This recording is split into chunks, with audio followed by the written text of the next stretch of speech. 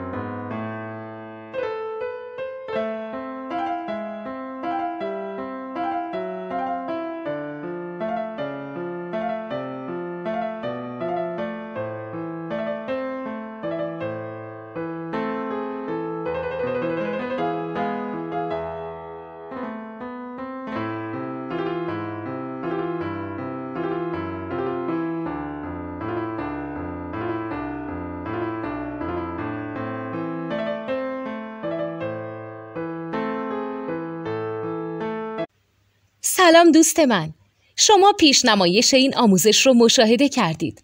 برای دیدن آموزش به صورت کامل میتونید به وبسایت نوت 2 که مرجع آموزش موسیقی هست مراجعه کنید.